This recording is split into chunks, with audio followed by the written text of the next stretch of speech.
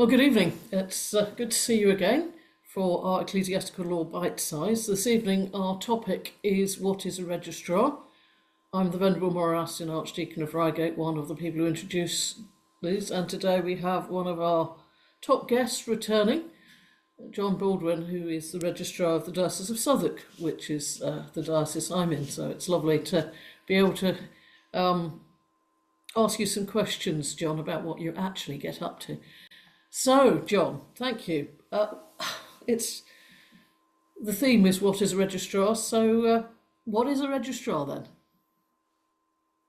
Thanks, Moira. It's slightly disconcerting as a lawyer to talk about oneself, because normally we try to talk about, the law and not ourselves. But no, thanks very much for having me along. In a sense, registrars are a strange thing because they are what the law says they are. The law requires every diocese to have a registrar, a person called the registrar. That's required by the Ecclesiastical Jurisdiction and Care of Churches Measure 2018, although the position goes back far longer than that. It's also a canonical office, so it's required by Canon G4. And it's really an officer of the diocese with a number of tasks to do, most of which have a legal flavour to them. It's a strange beast, really, because it's very much an officer of the diocese. You have to be a member of the Church of England. You have to be an actual communicant. Although one or two of my colleagues do work directly in the diocesan office, most registrars are associated with a firm of solicitors. So they work in a firm of solicitors as a lawyer, but they also hold this role in one or two, or sometimes more, dioceses as the registrar. I should just say, before we talk more about the registrar, it's only fair to say that every registrar is supported by one or more registry clerks, and really, whenever you see in the law a task for the registrar, that's really a shared task between the registrar and their clerk, who fulfil an absolutely vital job, and nothing would work without them. So please always hear "and the registry clerk" whenever I say registrar this evening. And as archdeacons, that's usually our first port of call. We email them rather than emailing you directly, unless it's an absolutely dire emergency. So that's broadly speaking what a registrar is. You're a lawyer, a solicitor. But since church law is kind of interesting, what is it you actually do that is being a church lawyer? Well, I think it's split into several quite discrete areas, really. The first, probably not the most glamorous, but actually quite important in a historical sense, is that we maintain some of the official records of the diocese. So we're sort of an archivist, really, and that's sort of inherent in the name, the registrar. We re-register things. So, for example, we'll hold records of who has come and gone as incumbents of various benefices. We'll hold records of benefices coming and going themselves, so schemes, setting up benefices. We'll hold records of the consecration of churches. We'll hold the register of patronage, so knowing who is the patron to each benefice. So those sorts of records are maintained by the registrar, and as I say, it's not the most glamorous part of the job. But when one looks back in history and sees what has been recorded over the centuries, one does feel a real need to not let the side down, if you see what I mean, and particularly in this world of fast-paced electronic communication, making sure that we keep proper records is part of the role. The second sort of quarter of my role, I would say, is that the registrar is the clerk of the consistory court. So I think you'll be hearing in a few weeks what is a chancellor, and the chancellor is the judge of the consistory court. But if the chancellor is the judge, I think I'm something between the court clerk and the receptionist who works for His Majesty's Court Service. So when you write to the court, you write to the registry. When the court wants to send anything out, it comes from us. And we've got a few sort of case management functions, things like directing what happens to public notice, giving people extensions to file their documents, that sort of thing. So it's an administrative role, but an important one in the sort of running of the court. The registrar also has a few specific roles in the sort of governance life of the diocese. So, for example, the registrar will run the elections for General Synod representatives in a diocese. They'll act as the legal advisor to the diocesan synod if there's a query about the standing orders in a particular meeting. And we have a particular role at the moment in relation to clergy discipline. So we have the first, essentially the first review of clergy complaints. And then probably the fourth and the most obvious one from a day-to-day one is that we're an advisor. We're a legal advisor. And our official role really is to advise other church officers on the legal aspects of their roles. That could be what's found in canon law itself, church measures, bits of charity law. So our official role is to advise bishops, archdeacons, diocesan secretaries, incumbents, church wardens on the sort of legal duties that they have by holding those positions.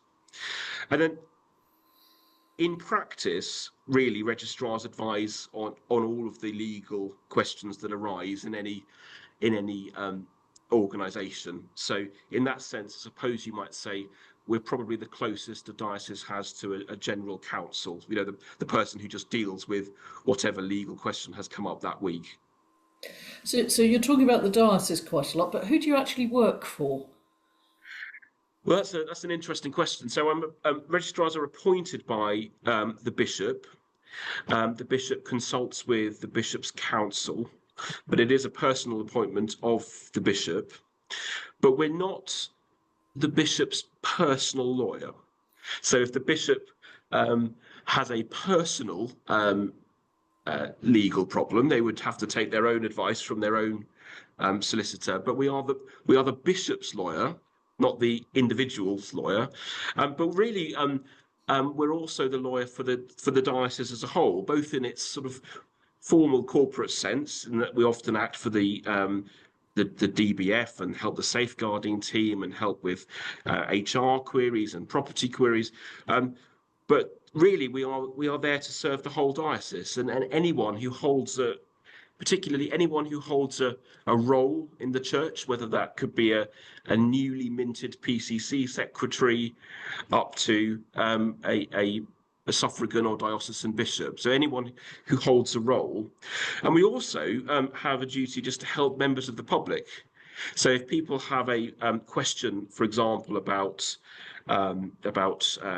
marriage law, or about, for example, needing an exhumation, we will just have phone calls often from members of the public, and you'll sort of tell from those two areas it's often at a stressful time of their lives. So it's a very, very varied role, dealing from with people in very important roles with lots of pressures on their shoulders, across to people who are in very stressful times of their lives, and that's the real mixture of people that we act for. And are there's particular areas which are your own statutory duties? Yes, there are. So, for example, there are essentially, as a to really learn what the role entails, you have to go to legislation.gov.uk and just search for the word registrar, because you'll find the term popping up in all sorts of bits of church law. And there are areas such as I say, clergy discipline, or helping to run the consistory court, where we have our own functions, much like archdeacons have their own functions, and we have to be aware that sometimes we have to sort of exercise independent judgment, which is unusual for a lawyer in private practice, because ordinarily you're working very much for a client. Sometimes I am working for a client, but sometimes I have my own duty. So, for example, when I'm giving my opinion on a clergy discipline matter, I'm really fulfilling a statutory role rather than acting for somebody, and I shouldn't be simply saying what somebody wants to hear. I should be exercising my own judgment in that area. So it's a mixture. So, how do you get to become a registrar? Well, as I say, there are a few canonical requirements. So you have to be a solicitor or a barrister. You have to be an actual communicant. And the canons say, slightly dauntingly, that you must be learned in the ecclesiastical laws and the laws of the realm. And I don't know how many lawyers there are these days who are confident in saying they're learned in all the laws of the realm. But it's essentially saying you are both an inward-facing lawyer, looking at the canons and looking sometimes at the almost the theological reasoning behind the canons and why we have the law the way we do, but also looking out to the world and helping the church sort of navigate the modern, very, very regulated world that we're in. So quite a lot of my work involves things like data protection law or charity governance law, which is obviously imposed on the church from outside. So you've got that sort of straddle of both. In terms of how one becomes a registrar, well, I think that does vary from place to place. You might start as a deputy to a registrar. Many registrars started that way. I think it's fair to say that the model varies around the country. So there are some firms. I work for one. There's probably 4 or 5 firms with an established ecclesiastical practice. So you could join such a firm and actually practice in ecclesiastical law and be around colleagues who are doing the same thing. But in other parts of the country, it may feel very much like a sole practitioner. You are the ecclesiastical lawyer in that county or in that part of England. And as I say, most registrars are associated with a firm, but they may be the only ecclesiastical lawyer in that firm. So that's quite a different lifestyle. It tends to be something that one, I don't want to say falls into, but one moves into part way through your career. It doesn't tend to be something that people come to straight out of qualification, although there's no reason why that has to be the case. But I think the key thing would be becoming a member of the ELS if you're not one already, just showing an interest in canon law. And if you are the sort of person who learns about canon law and finds it absolutely riveting, you may find that you have a calling to be a registrar. So what's it like then, actually, being a registrar? What's life like? Well, I think the key thing I would say is it's a busy and varied role. It's a really varied role. And it suits someone. I always think that there's probably 2 types of lawyers. One type of lawyer loves the idea of every week being different to the last. What's becoming more and more common in many lawyers is that it's developing a very deep and narrow specialism, and the depth and narrowness of specialisms have increased over the time I've been a lawyer, but there's been a real trend for lawyers to become very, very specialised. So, for example, not just a property lawyer, not just a landlord and tenant lawyer, but you might be a lawyer specialising in the reasonableness of service charges or something like that. It's a very, very it's a field that is specialising year on year. Um, I think being a registrar really suits the sort of person who almost rebels against that and just likes every week being completely different, because you are essentially helping your church client, as I say, navigate whatever is happening that week. And there's always something happening every week. Um, to that extent, as I say, it's I've never been one, but I imagine it's similar to being a general counsel, being that person down the corridor who has to deal with whatever legal problem is happening that week, which could be a personnel issue to do with HR. It could be a property issue. It could be a bit of litigation. It could be anything really. But as I say, in many cases, we're not just down the corridor, we're down the street or maybe down the railway line. But I think certainly in my case, you have the benefit of working with others. So you don't quite have that loneliness that you might have as a general counsel. You have that camaraderie.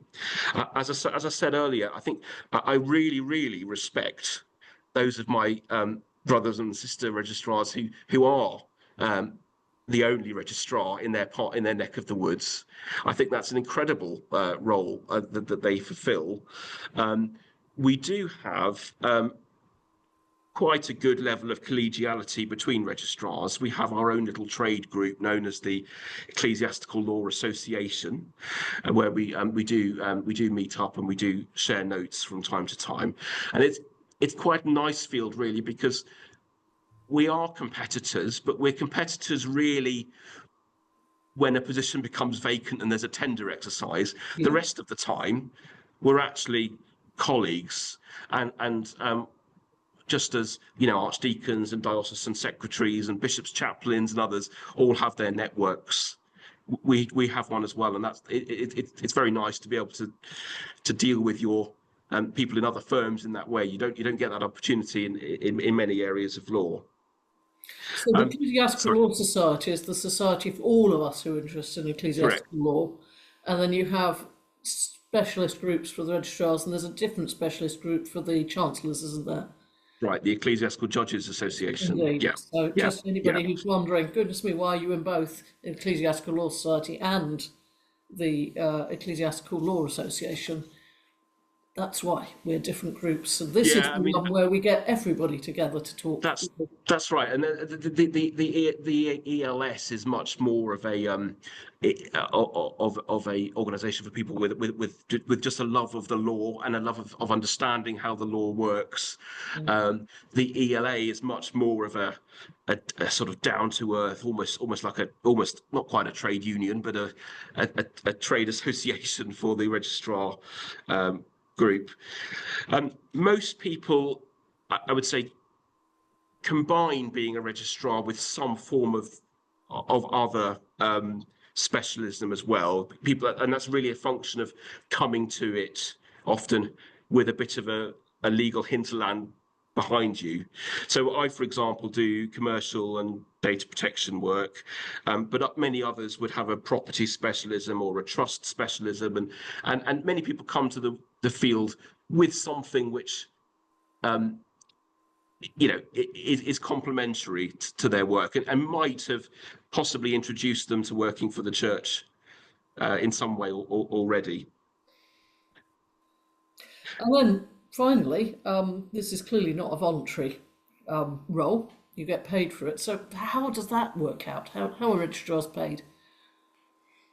Well, it's an interesting one, because the policy that's been taken by the church is that registrars and dioceses shouldn't be entering into private negotiations each year, or even worse than that, for every single piece of in work or piece of advice that's needed.